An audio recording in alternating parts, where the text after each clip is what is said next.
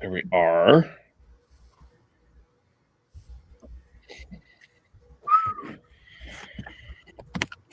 So you back tomorrow? Back at work tomorrow, Joe? I am, yeah. I'm producing Canuck Central at noon and then the Reach Deep show. Nice. Which means you'll be on at 3:50. Yes. Most times I get to do the participation ribbons where you get to. It's a cool little thing where we do shout outs to to whomever's deserving, but try and use mine to highlight stories that you otherwise wouldn't have heard of, but give good Canadian props. But it all depends. It just depends on if producer Dom wants to hop in there and do his, or we just kind of wing it. Fair. That was Murph's hit today was pretty good with him talking about Cheech's dye job mistakes. Oh yeah. Apparently Benning has the worst hair dye in the league. Oh yeah. I've never seen him up close, so I don't really but yeah, I heard that actually. Rumor has it anyways. All right, we can go. All right, we are live as I drink my coffee.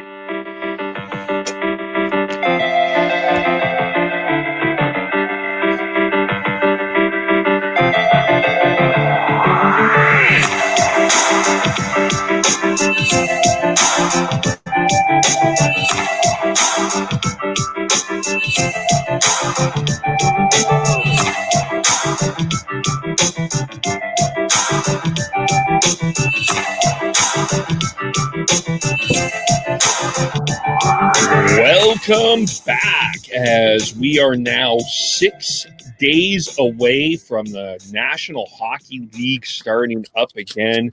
The Flames, as we are as an example, are doing their first scrimmage tonight. But tonight it is about the Montreal Canadiens. So welcome to the Hockey Podcast. I'm Kevin Olenek. You can, of course, follow us on Twitter at podcast_hockey. We, of course, are live on Facebook, which you can give us a follow there. Give us a like on subscribe on YouTube, where we are at the Jesperi Kotkaniemi of subscribers. Now I remembered that one. I was stumbling through that one before. But then, as well as you can subscribe when we put up the audio, which will be on Apple, Spotify, Google, iHeartRadio. And Sean is with us. Hello, Sean. Hello, Kevin. Yeah, we're what are we at now in terms of days in a row recording? Is this and going live? Is this 4 or 5 now? It's 4. It's 4. It is 4, yeah, and it's 5 of 6, and then we're going 7 of 9. So we're actually we're 7 of 9 with the possibility of 11 of 13 if things go right. So staying busy. We're staying busy. Our guest, producer at 650. You can hear him on the Reach Deep show in the afternoons at Sportsnet 650 with Dan Riccio and Randy Janda.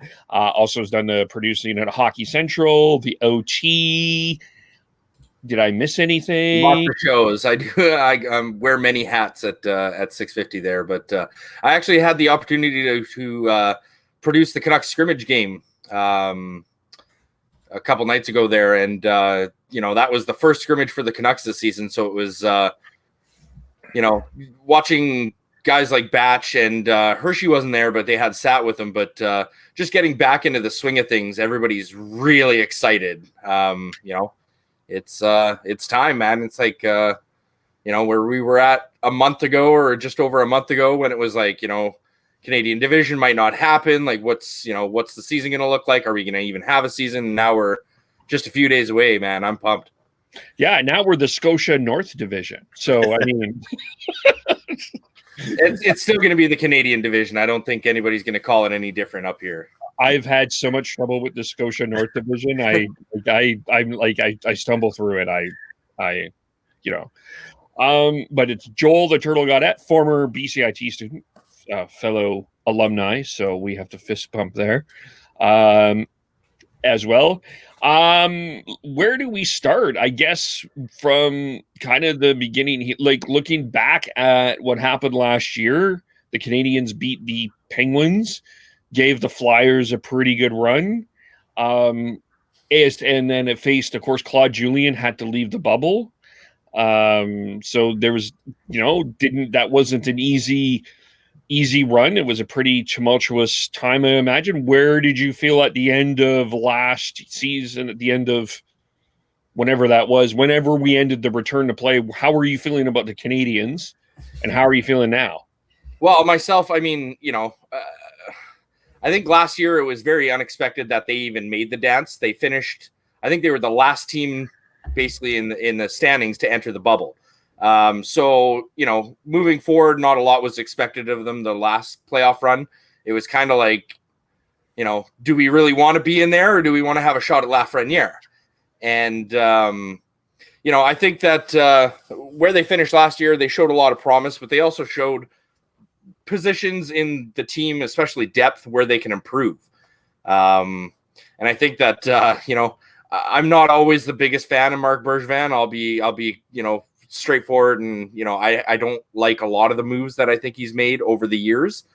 But man, did he hit one out of the park in this offseason. Like, I think he's really created the depth on this team to really push to qualify for one of those playoff spots coming out of the Honda North division, or whatever it is. Whatever it is, Honda North, Scotia North, Scotia North, right? Excuse me, the Canadian division.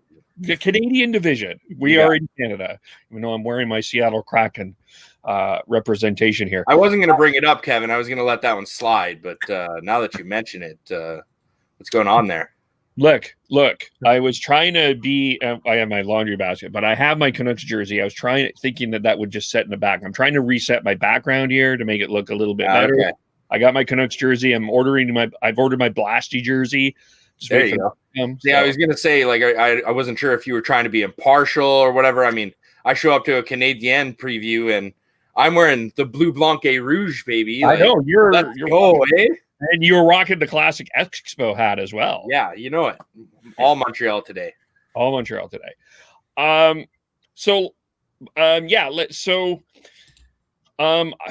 Do we want to start with the local connection here? Let's start with Toffoli. Because I know you also cheer a little bit for the Canucks too. I do. I'm a 50-50 fan, admittedly. I know some people cringe at that, but my dad, he was France and he was Acadien from New Brunswick. He grew up watching the game, huh? I have the seat from the Forum right there, eh? And awesome. And I'm a BC boy. Like, I grew up here in BC. All my friends root Canucks, so I kind of had an affinity for both teams. But yeah, what a great pickup for the Montreal Canadiens. He's going to fit into probably that left wing slot, even though he is a natural right winger. But boy, oh boy, does that ever make that team stacked on either side of the wing. They got, on either side, left wing, right wing, they have 5 quality NHLers right now. Yeah. Yeah, it was a tough loss for Canucks fans, and I would say if I had a second team, it'd be the Habs. My first couple jerseys was my grandpa trying to get that to happen as well. And the first ever NHL game I went to was 1993 at the Pacific Coliseum, Canucks versus Habs. Yeah. So they're definitely a team that I've got a soft spot for, especially when you've got when Kevin's going local connection. I'm like, where are we going? Is it Galley or is it Toffoli? Right. Yeah. But with the addition of Toffoli for the Habs is a really nice add that allows gives them flexibility going forwards. And as you said, it looks like they're sliding him in on the left wing, but I wouldn't be surprised if he ends up on the right wing, back on the right wing at some point as well. Yeah. They just have a plethora good solid NHL players up and down that lineup. And they I think they needed a one shot or close to a one shot type score on that in this lineup too, and Toffoli brings that. Yeah, he's definitely brings that scoring threat a little bit deeper into the lineup for the Habs, I feel. But yeah, having him being able to slide over to side, and same as Lehkonen can play both sides. Having that kind of versatility and being able to kind of, throw lines into a pot and see what comes out. I think that's going to be a big plus, especially during the shortened season. We're not talking 82 games. We're talking a shorter season, right? It's not going to be a marathon. It's a sprint.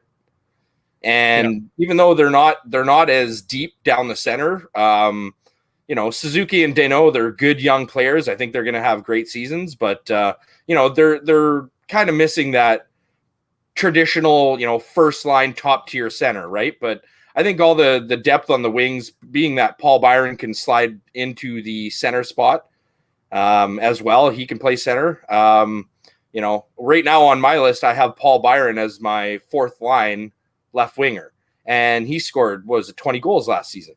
We're talking that kind of depth. Like, it is as exciting as a preseason as I've been as a Canadiens fan for quite some time. My Canadian. Okay, so I used to, when living in Calgary, it used to be a fairly common tradition that the Canadiens would play Calgary in New Year's Eve in the 90s. So we usually went to that game.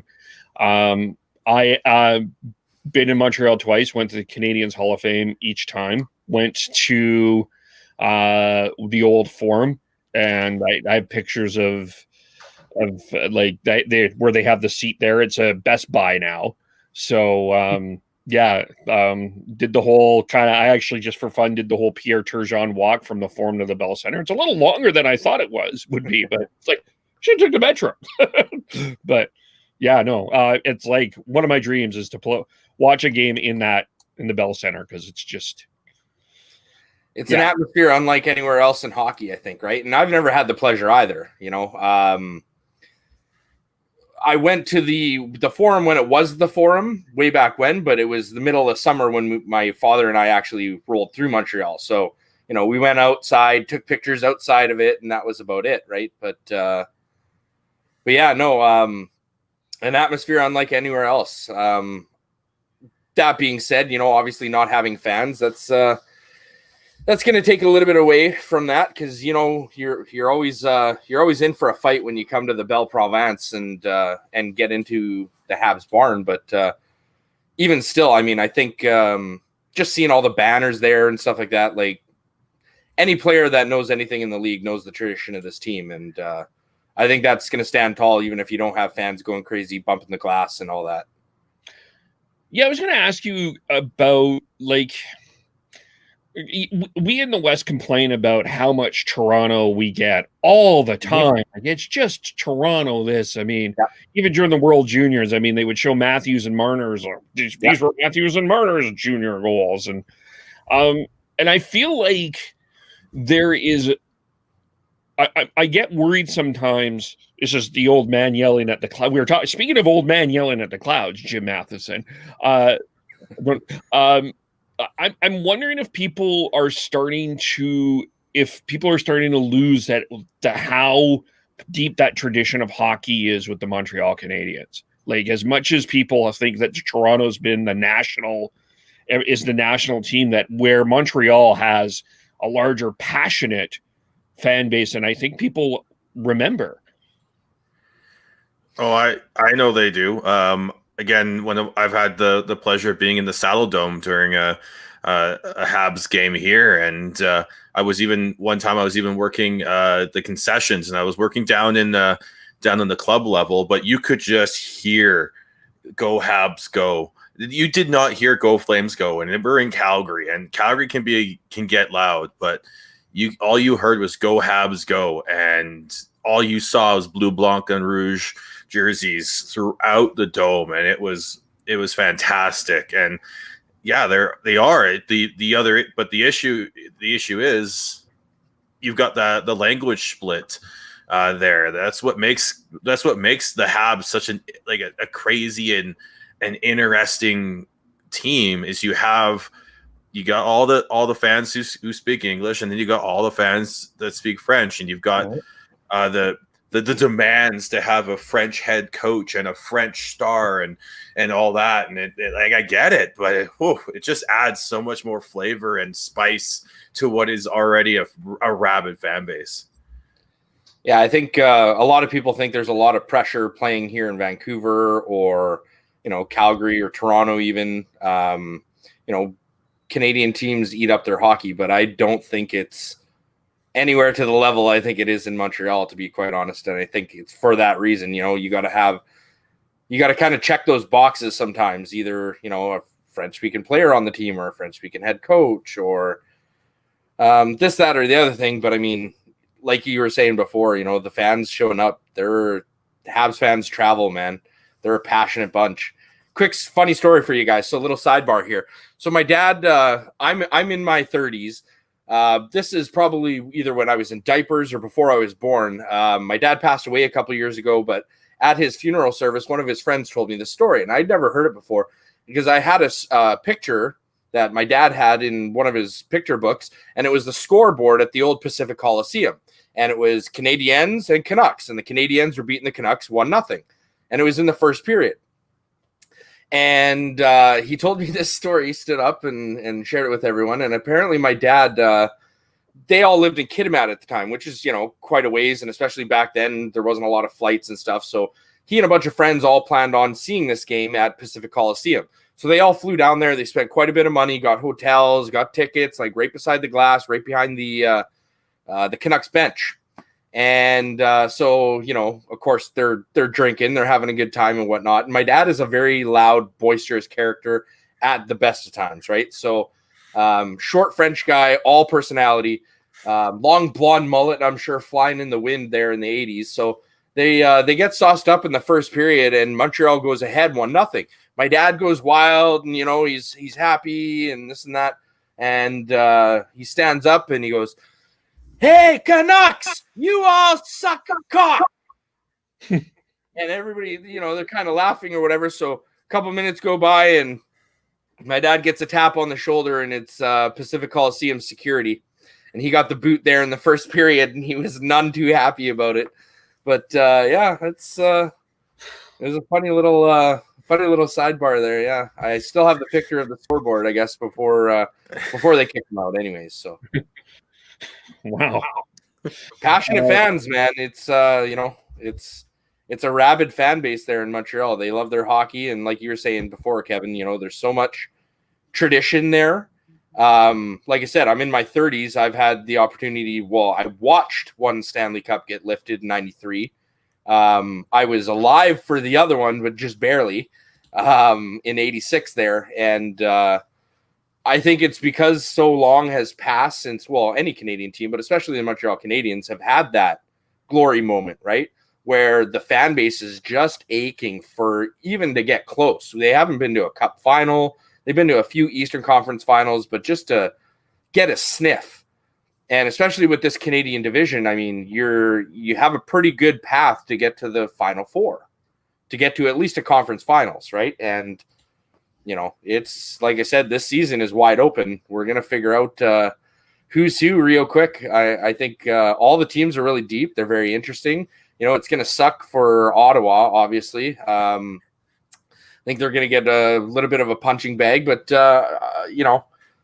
I honestly, at this point, Montreal slides into one of those playoff spots for me. They do.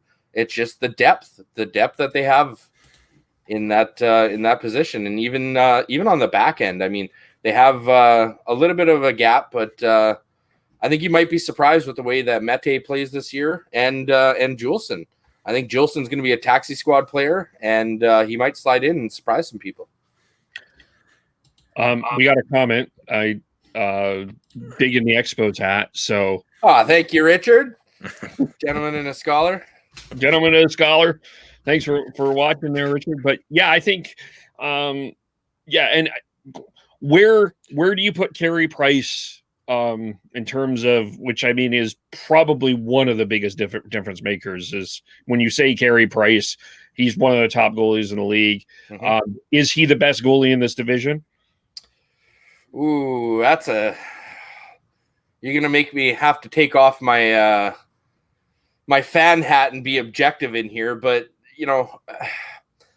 and it sucks because Carey Price is right around the same age I am. So to say that he's lost a step means that I'm not quite in my prime anymore, which kind of you have to say through gritted teeth a little bit.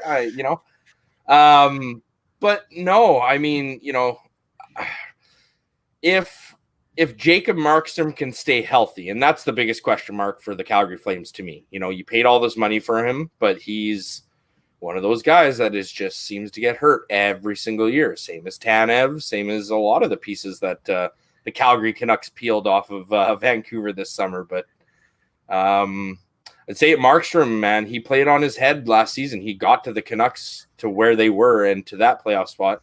But again, if he can stay healthy, I think he's going to be a big difference maker for the Calgary Flames. Now, is Carey Price still one of the best goaltenders in the world? Yes, I believe so. I think he's still top 3, top 5. But just what have you done for me lately? That's kind of where I slide in. I think Thatcher Demko is going to have a good opportunity to get a bunch of looks here in Vancouver this year. I mean, he's still living rent-free in the head of Pete DeBoer and the Vegas Golden Knights right now. He's still haunting those guys, but it's going to be interesting. There's so many good quality goaltenders in this division that it's really hard to, I think whoever gets hot basically is going to get played as well, right? Like, I think that's going to be the big thing in Calgary, Vancouver, Montreal even. I mean, if Carey loses a step and he's getting sniped on, they're going to put Jake Allen in there. They're spending, around $11 million, I believe, in net this season. Like, it's for a reason. They're hoping to really shut it down, and especially in a sprint, not a full season, it's going to make a big difference. They're going to play the hot hand. You're going to be surprised with who plays and who sits sometimes. I was just going to say the only goaltending situation that is a complete and utter disaster is Edmonton. Like, everybody else has like, a pretty reasonably good, like, you got Markstrom, you got Hellebuck, maybe Murray, but it depends. I mean, Shane from the Sens Hour podcast actually thinks the Senators are going to compete for a playoff spot, but Derek did not. A little bit deep. Stay on reach deep. Yeah, that's a bit of a reach. But Toronto with Freddie Anderson, I mean, I think everybody has really good goaltending except Edmonton. Yeah, because we talked all this, and we haven't even talked about Connor Hellebuck and how well he stepped in the last couple of years, and but he's gonna have to stand on his head because Winnipeg doesn't have the defense. Calgary's got, I think they've got the makings of a decent defense, so it might help Markstrom out. You've got Toronto with the makings of a decent defense if they can learn how to play defense as a team so that they aren't getting shelled, and Freddie Anderson isn't getting shelled every night. So yeah, I think it is a bit of more of a toss-up than you would think. But I still think Carey Price is probably top 2 and definitely top 3. And I think you can still make an argument for top 2. Mm-hmm. Yeah, I agree. I think that them, like you said, every goaltender that you just mentioned, though, they're going to have to play really well with the defense that they have in front of them. Yeah. And I think that that's going to make a big difference. They might have spectacular numbers, but there's not enough games in the season for a team like Ottawa, Winnipeg, Edmonton to steal that many games off the back of a performance of a goaltender, where other teams that 2 points every now and then, maybe once every couple of weeks, a goalie gets you a game, that might be the difference maker in this short season. And the other thing that I do think is going to happen, and I think this will be an early storyline, is I think the offense is going to be ahead of the defense. I think it's going to take a while for some of the goaltenders to get their footing going. I think we're going to see some high-scoring games early is kind of my thought. No preseason games especially. Yeah, so...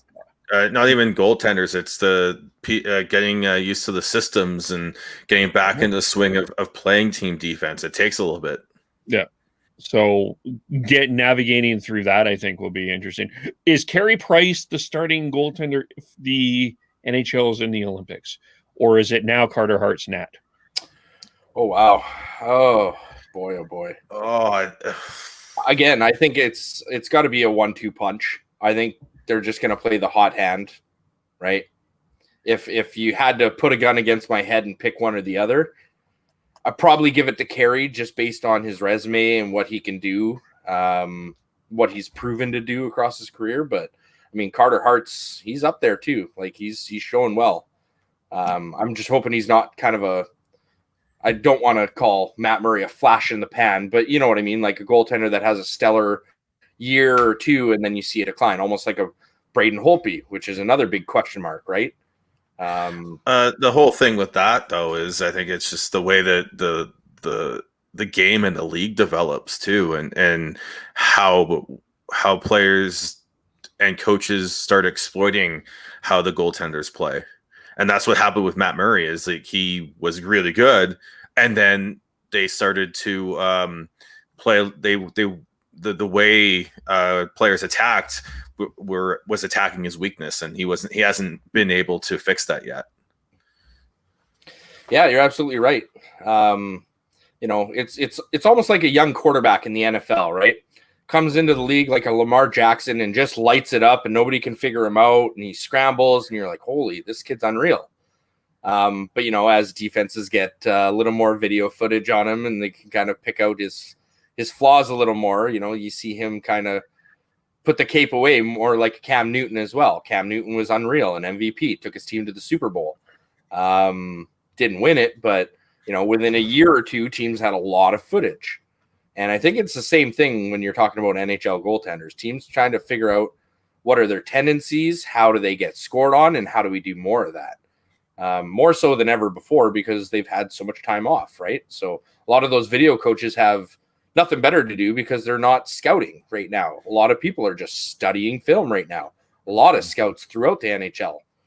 Besides the World Junior Tournament, there really hasn't been a lot going on unless you're talking about overseas hockey. And that's eating up the video footage in the video room. It's definitely going to pay dividends, which, tip of the hat to Ian Clark, because that's something that, from all accounts that I've heard, it's something that he stresses too, big time. Yeah. Yeah. And with Carey Price, they've got and Jake Allen, they've got the luxury of having the best defense core in front of them in this division. Mm-hmm. With Weber and Petrie and Sherratt, where's my trident? And then with the addition of Joel Edmondson, you've got Alexander Romanov coming in. You've got Kulak and Mete, and then as you said, Juleson, and they still have a few other good young defensemen that can come up too.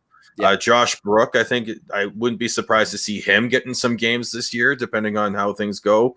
And Cale Fleury as well. So I really like where the Habs are at defense on the blue line. They've got a good mix of vets and young players. And then it just, for me to transition, the biggest question mark for me is if they can get the offense, because they don't have that bona fide superstar level or bona fide superstar level forward that teams have to key on. But they've got, we talked about a little bit earlier, they've got depth, and if they can score by committee, watch out.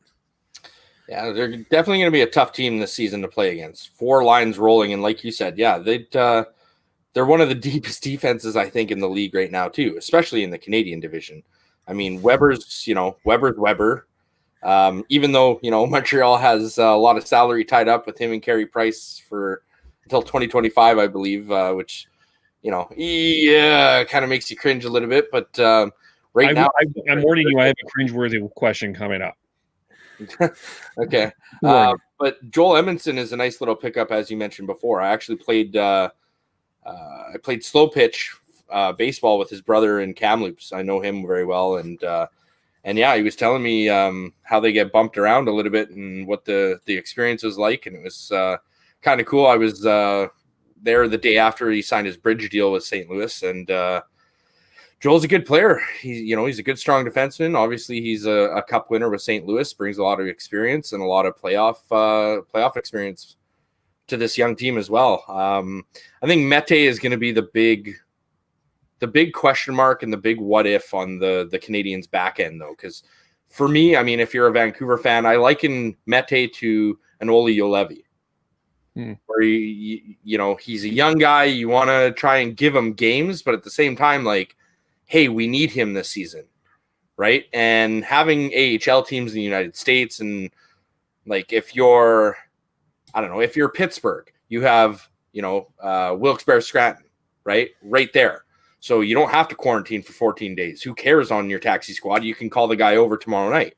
It doesn't work that way in the Canadian division, right? So you really kind of have to pick and choose who you're going to bring on your taxi squad. But at the same time, a player like Mete, a player like Juolevi, you want to get him a lot of games and get him that experience. It's not really doing him much good practicing every day being on the taxi squad. The thing with Mete, though, and the Habs is they do have their AHL in right there. They're playing. I think I saw that they're going to be playing right out of Montreal this year. Okay. And because it's the Laval Rocket, right? So, so they're one of the Eastern teams seem to be okay. Winnipeg East are okay because I think they all have AHL teams up north of the border. It's all us West teams that have to worry about that part. Yeah.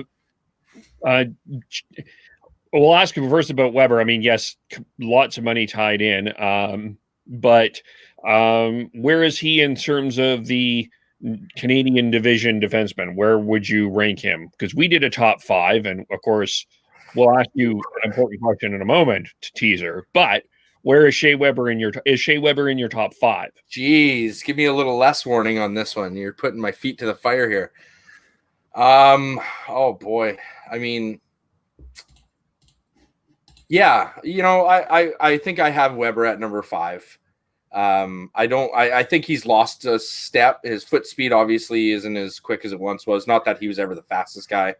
But he's still a stalwart on the back end there. He's still got the 100-mile-an-hour plus slap shot. He's still sound defensively. He can still make that good first stretch pass. He makes, taking the puck away from people in his own zone look effortless, and he still does that. Like, he still, his compete factor is right there. But yeah, I think he slides into number 4, number 5 on my top 5 for sure. That's where I had him. I think that's where most of us had him as well. Yeah, around there. I'm a big fan of Jeff Petrie. I think he's the best defenseman on the Canadiens. I love the way, I love his skating. I love his puck handling.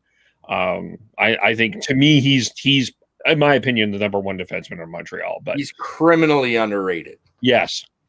Yeah. For a lot of teams, like you said before, that don't necessarily get the shine because it's not Toronto centric. Teams out west and teams east of Toronto, they feel that. And Jeff Petrie is one of those examples of a guy that just you almost never hear about, but every night he's doing something that makes you go, holy shit.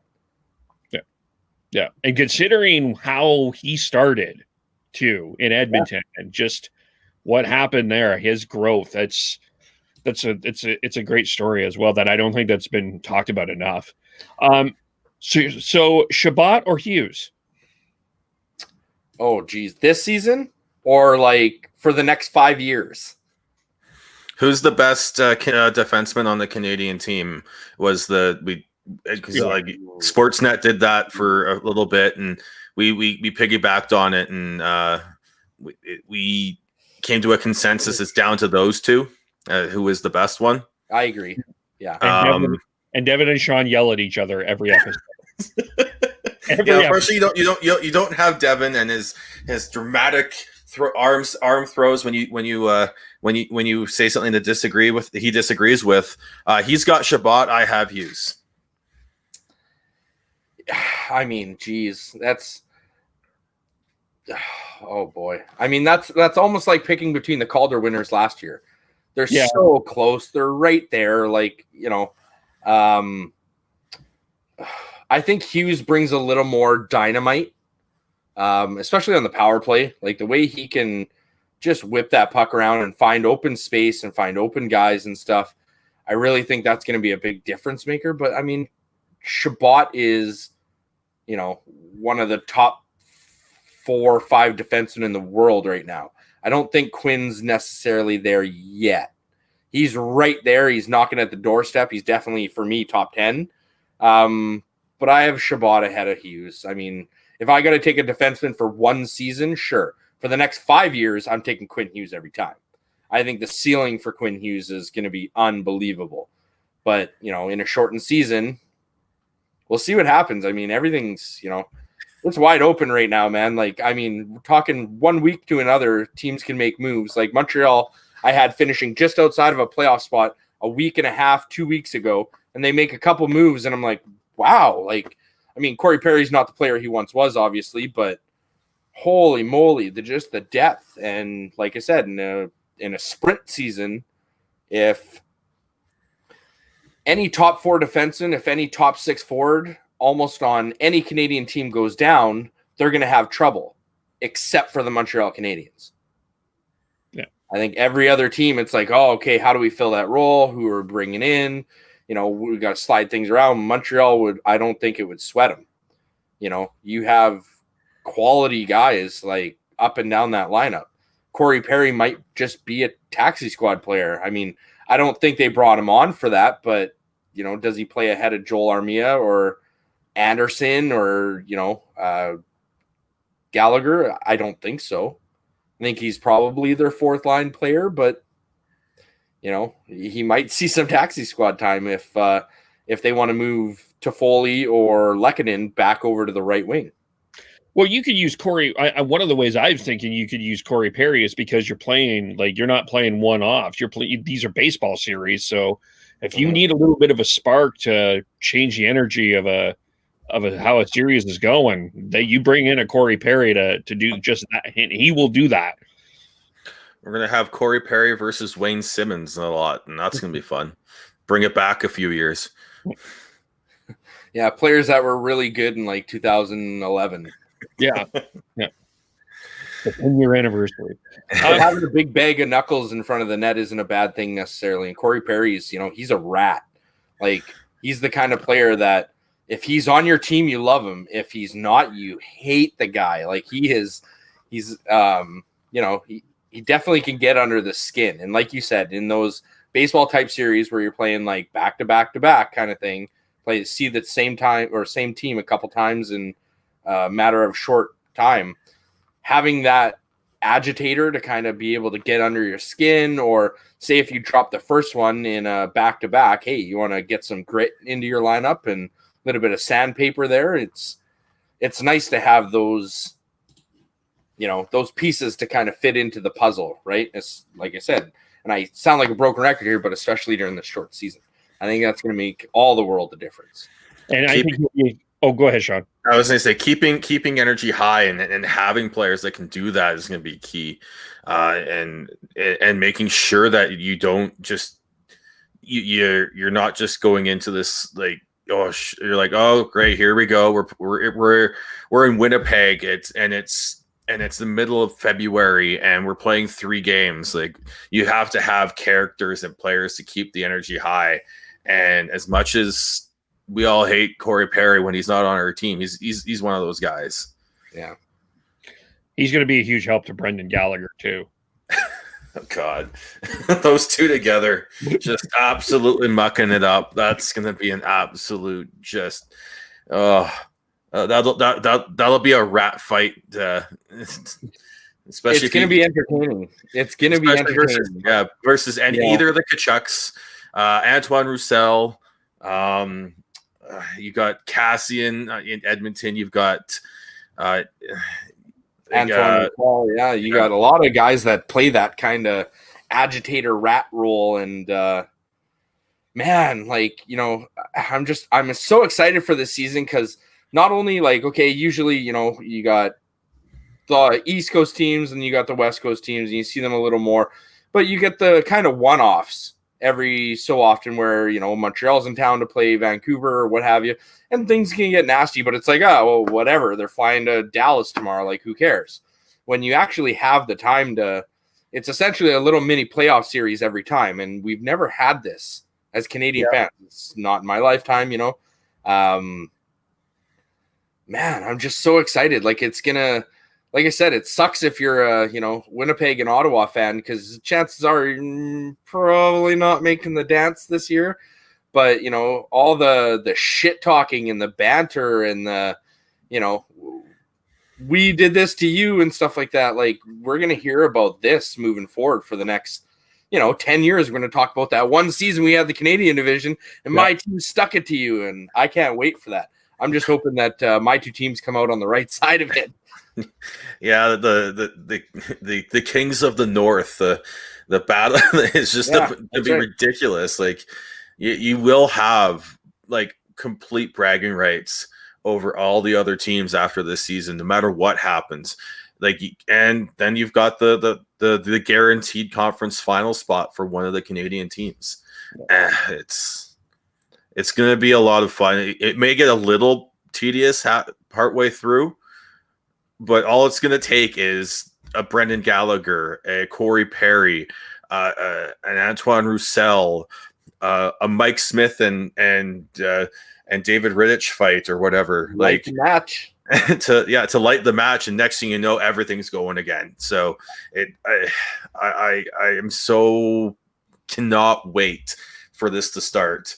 We talked earlier about how you were producing the scrimmage just before this. Heidi was listening to the Flames scrimmage, and just the look of like comfort.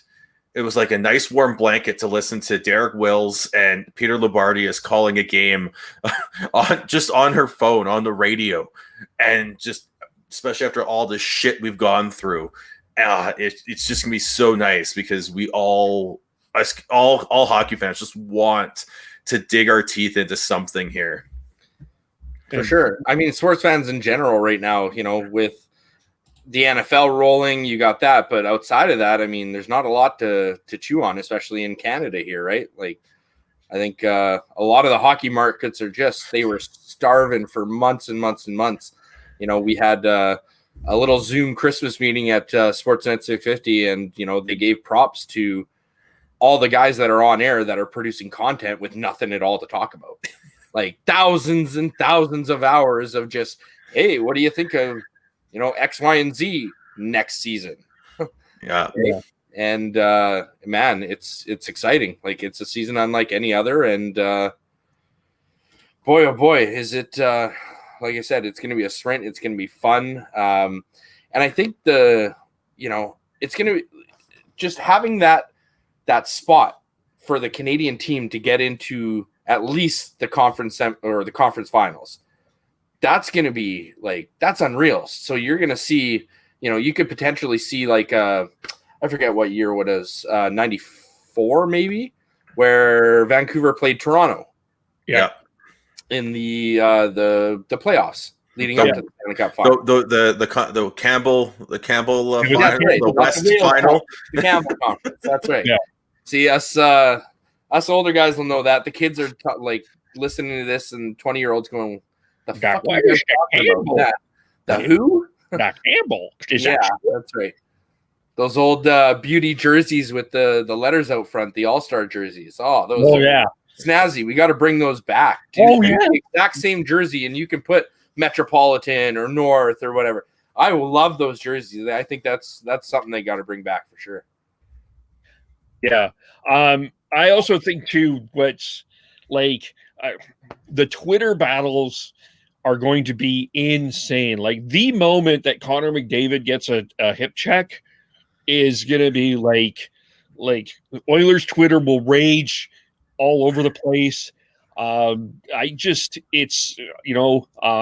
Even Vancouver, when Pettersson gets a hit, Canucks Twitter is going to be angry. Canucks Twitter is a wild place at the best of times, Kevin.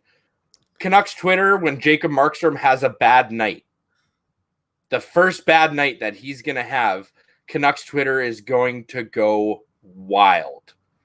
Yep. Yeah. You know what I mean?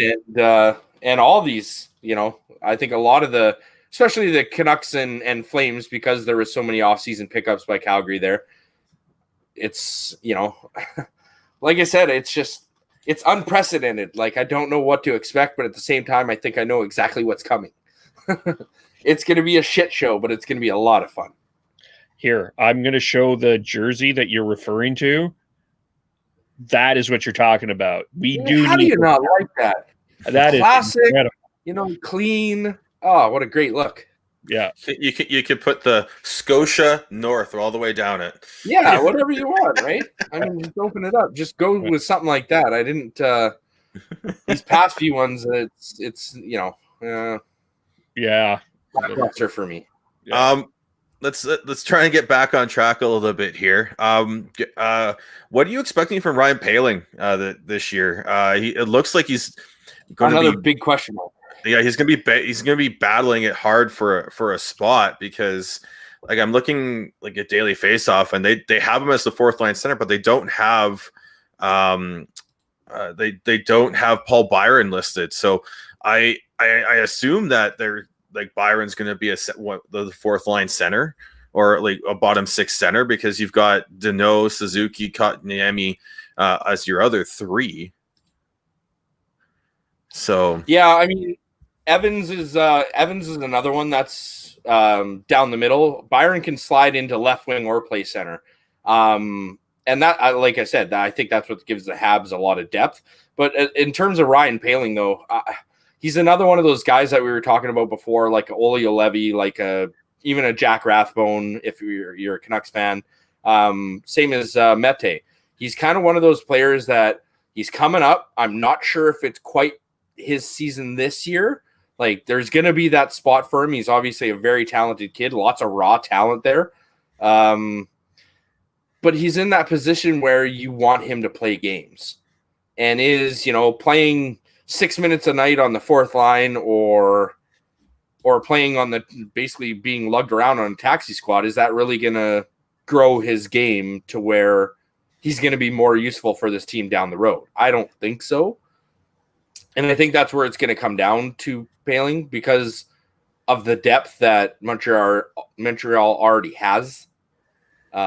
Because Byron can slide into that middle spot. You have Danault, Suzuki, Kotkaniemi, and then you have Evans and Byron that can play center.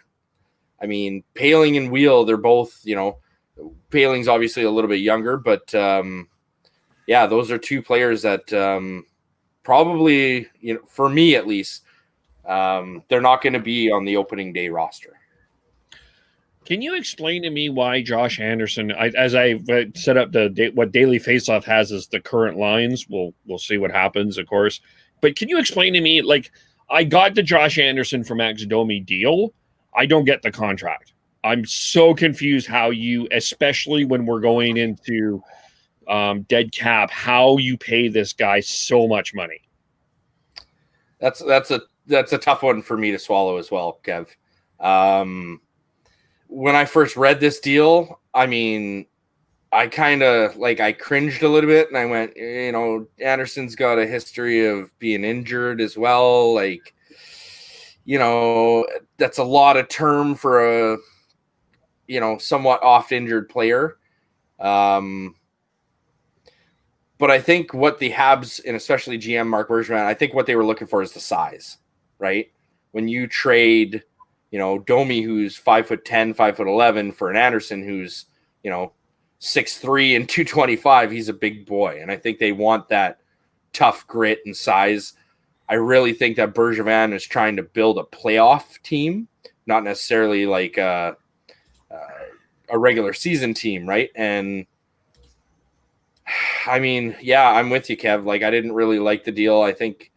I'm hoping, I really have my fingers crossed that it's not going to turn out to, in terms of the same kind of deal like what Furland is for Vancouver, where you signed him on a big money deal thinking he's going to play a certain type of role and it's perfect and he's going to slot in perfectly.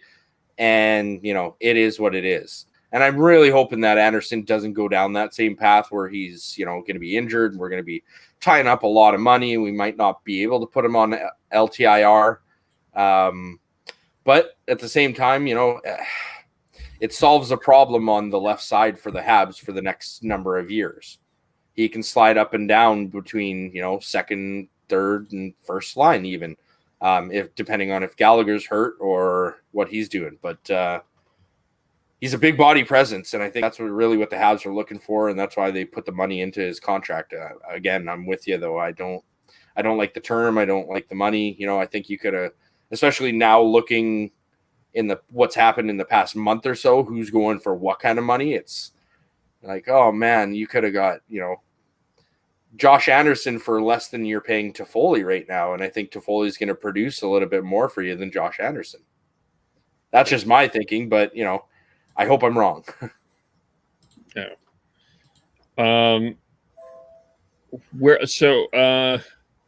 I guess, yeah. So we've covered a lot here. So what about, okay, maybe in terms of one of my final things is the coaching. Yes, of course, we talked about earlier that the Canadiens want a French-Canadian coach. But where are we at with Claude Julien? Did Kirk Muller show anything, or it's going to be that's another interesting storyline that we haven't talked about? Is just hear me out here. The last two finalists, teams have changed their coaches. You had the Blues that changed from Mike Yeo to Craig Berube, and the Stars changed from Jim Montgomery to Rick Bowness and got to the final. You also had the Penguins do it as well. They changed from Dan Bilesman to Mike Sullivan. That's going to be fascinating if what happens with coaching here. But I'm not saying Claude Julien is on the hot seat, but I wonder where you have him at. What are you concerned about coaching or? Well, I really like that 1-2 punch. I think Muller can step in, and obviously, he can run a bench. We saw it in the bubble. But I think this team and the way it's built, there's a lot of toughness, there's a lot of grit, and it's deep. This is a Claude Julien team. This is a team that, think of the 2011 Boston Bruins. They're, in my opinion, they're built very much the same way as this year's Montreal Canadiens. Lots of grit, lots of toughness. You got a quality goaltender that's going to give you a good 1-2 punch in net, and a lot of depth. But I think you're right, Kev, though. I don't think the leash is going to be super long, even though he does check all the boxes in terms of, French-Canadian coach and what have you. But if the Habs start off on the wrong foot here this season and they really get behind the ball, you might see the chopping block come. But I don't anticipate that. Like I said before, I think Montreal is going to finish probably in one of the top 3 spots in this Canadian division for sure. At least that's where I have them. But we'll see.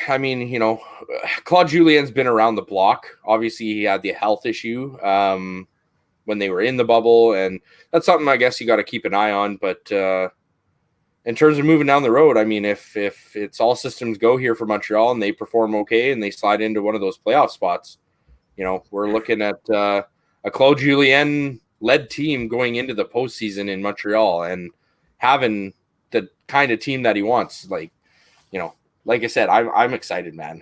I can't wait for the season to get going. It's been such a long time that both my teams, Vancouver and Montreal, actually have a chance at this postseason and actually have a good chance to do some damage in the playoffs. It has been so long since that I think, oh man, I can't wait for the season to get started. And especially when you have a guaranteed entrance into the conference finals. Yeah. That is just, I'm licking my chops at that. I almost wish that we could play so I could have, a Vancouver Montreal North Division final or whatever you want to call it. But it is going to be electric this season. And I like I said, I just can't wait, man. It's going to be so much fun. So you said top. Oh, go ahead, Sean. I was going to say that's a good grab on Julian and Muller there, Kev. Claude Julien's got two. This is his second to last year on this current contract. He's getting paid $5 million a season. But if they do struggle, they know that they've got someone right there in Kirk Muller. He may not be quote unquote French Canadian, but he's a Habs guy. Like he was there in the 90s. He's been there around 93. Yeah. Yeah. You have to go. He would check all the box. He may not be may not be quote unquote French Canadian, but he checks everything else. And he's a Habs guy. So it's not like they don't have a winning too. Yeah. Mm-hmm.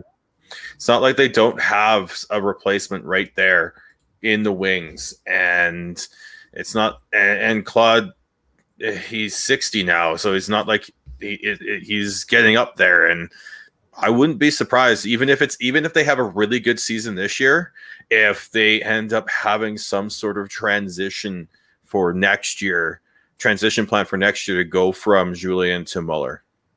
Well, I may do a deep reach here, pardon the pun, but I'm going to throw something out here. Ron Francis and Kirk Muller. Kirk Muller was in the Carolina Hurricanes organization a few years ago. I would not be surprised if he is a consideration for Kraken head coach. I would not. I'm not saying that is, but that would be a guy that I would put on a list. Good God, you're a busy man over there. Yeah. Yeah, sorry, I'm getting updates here. So, but yeah, it's going to be interesting. Like, I honestly, I don't think they're going to re-up Claude Julien, especially not at the money that he's making currently. They're going to see how this season goes, and then go into next season, probably looking at, depending on how they finish, they might re-up him in the summer, or, if things don't go as well, they might make him start the season next year. And much like Travis Green in Vancouver, kind of, we'll see how you do, and then we'll talk contract.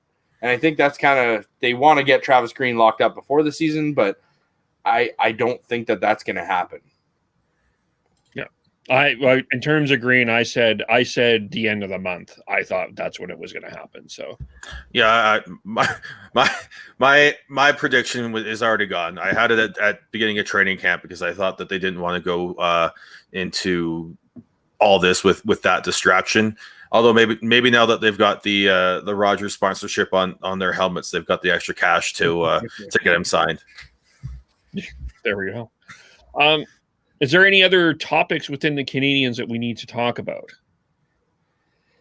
Well, yeah, I mean, like I said, I think the Canadiens this season, their depth is what's going to decide how this team is going to go, right? If any of their players go down and have injuries, they have guys to step in, fill those gaps in the lineup. And, man, I just don't know. I don't know how the season's going to go. Like, I'm really rooting for both of my teams, obviously, to have a great year. But, like I said, week over week, my top three in terms of who I think is going to finish in this North Division change. Like, on paper, I think Toronto looks really good, but I don't know. I mean, they got a lot of holes in that lineup.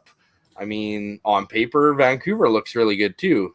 They've lost a few, but they've also gained a few. I mean, if you went into this postseason and said you're going to lose Tanev and you're going to lose Stetcher, but you're going to replace him with Nate Schmidt and you're going to replace him with Travis Hamonic, I would take that deal.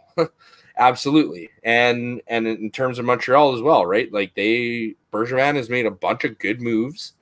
And like I say, I'm kind of reluctant. I say that through gritted teeth sometimes because Marc Bergevin isn't my favorite GM I've ever rooted for on a team. But he's created the perfect team for a Claude Julien led team to do some damage in the playoffs. Like, it's really built to be a playoff team. And man, I'm excited to just see if that team gets there. And and how this 1-2 tandem in net is going to go too, right? Like there's a lot of what ifs and what's going to happen. And man, we're going to find out here soon. Season starts soon, boys. Yeah. I'm just going to throw something out here. Kev, you talked a little bit, you've mentioned this a couple times with Quinn Hughes and his sophomore year this year. You know who's also sophomore and that potential issue is Nick Suzuki. That's true. Yep. You've got that. You've got just Barry Cook, Niemi. Can he step up and be a top 9 center? Philip Deneau, I think, is a solid guy, but you need both those other young centers to step up. Joel, you said that it's about the depth. I think the success or failure or whatever of what happens with the Habs this year comes down to that center depth and whether or not Suzuki can take the next step, whether or not Kotkaniemi can be a full-time NHLer and be a top 9 center, and if Philip Deneau can continue on with what he's done for the past couple of years. But to me, it comes down to those two young kids. If they play well and if they are what everyone is expecting, Montreal's in good shape. But if either of them falter a little bit, I think that's going to be the linchpin that could create a major issue for the Habs. I completely agree. That's kind of the question mark, right? Is can Nick Suzuki basically, play ahead of where he's at right now? And that being said, yeah, I mean, you could say the same thing for Kotkaniemi. He's a good young player, and can he, continue on the path of getting better? I think with Philip Deneau, you know what you're going to get. You're going to get solid, reliable, good two-way player. But yeah, man, you could, it's the Habs are unlike any other team in that you could literally, and Paul Byron plays center as well. So you could throw almost any combination of lines into the blender, minus that, top tier line where you got Tatar, Gallagher, and probably Deneau, maybe Suzuki if he starts playing on fire.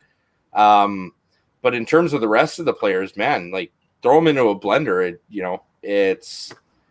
It's kind of crazy how deep they are, but you're right. The center position for the wing or for the Canadiens, that's kind of the one glaring hole for me on this team. I think they're pretty fucking solid everywhere else.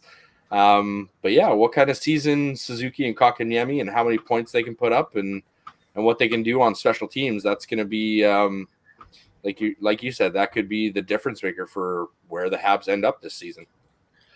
We've talked so much about Juolevi versus Tkachuk and that draft. Yeah, Kotkaniemi and Brady Tkachuk. Mm-hmm.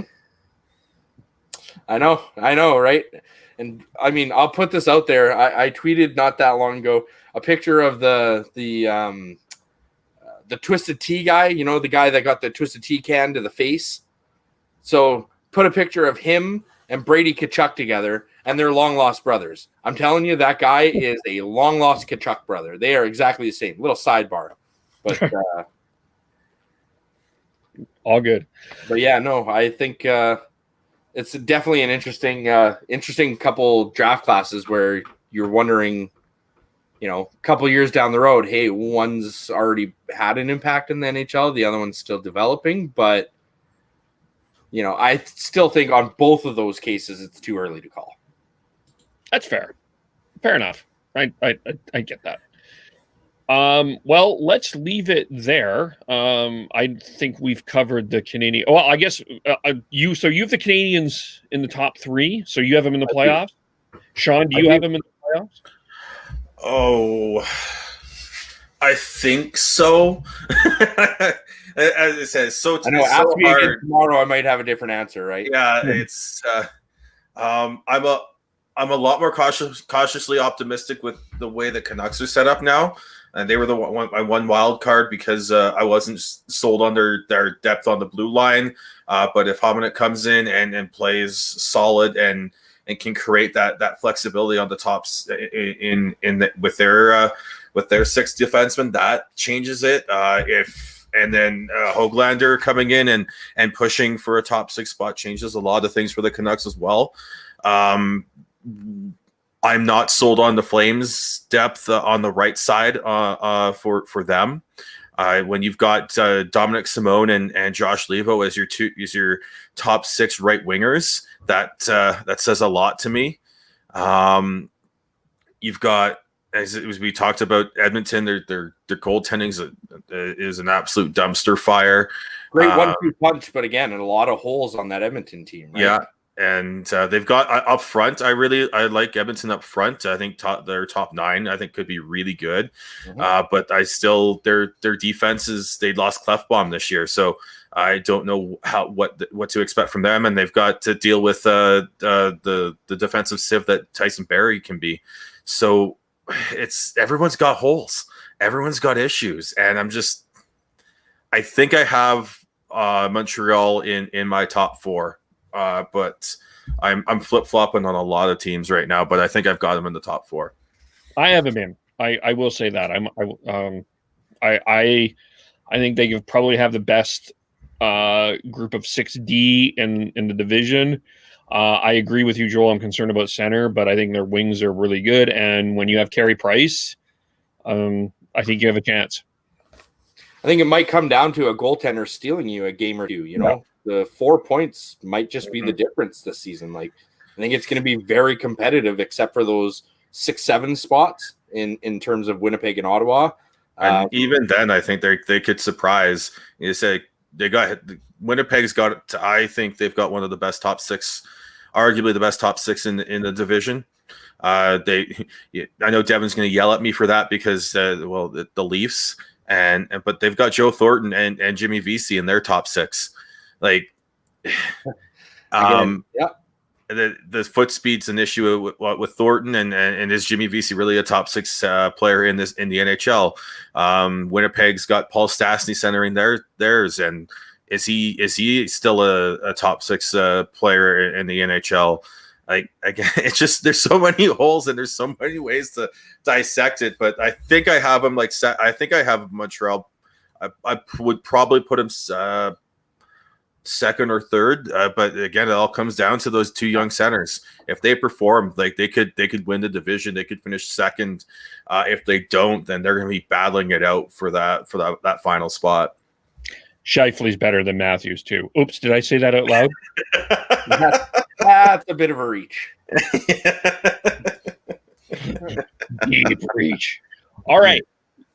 So Joel, how do we follow you?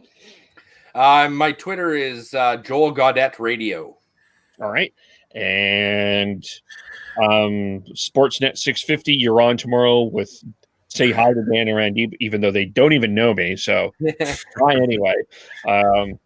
I think Bick has sat follow me. A few of them follow me, but if you're producing, they're all great guys. Yeah. So I'm producing the show Canuck Central tomorrow at noon, and then Reach Deep from 1 to 4. Saturday I'm producing the other Canuck scrimmage game, and then Sunday night we're on the Larshcast. So nice. I'm busy. They're keeping me busy, so it's good. Good. Well, we're glad to have you on. Sean, how do we follow you? I am Beardy Canuck 03 on Twitter. So Devin's Gordhow09 on Twitter. Heidi is Heidi Mazeballs. Schneid's SCHNEIDZ. Tyler T Noble TNOBLE. I am KVOLE podcast_hockey. So Facebook, YouTube, and subscribe on wherever you get your podcasts. Saturday, we've got the Fireside podcast. Dan and Matt, we are going to do a deep dive into the look of the Flames. Dan will explain why Sean is wrong about the right side of the Flames. So that'll be fun. I can't wait for that because I'm sorry. Josh Levo and Dominic Simone in your top 6 right side is not good enough in this NHL. I understand what you're saying, but we'll leave with this comment as we go. Go Habs, go! C'est la boue, eh? Very soon. Bye for now.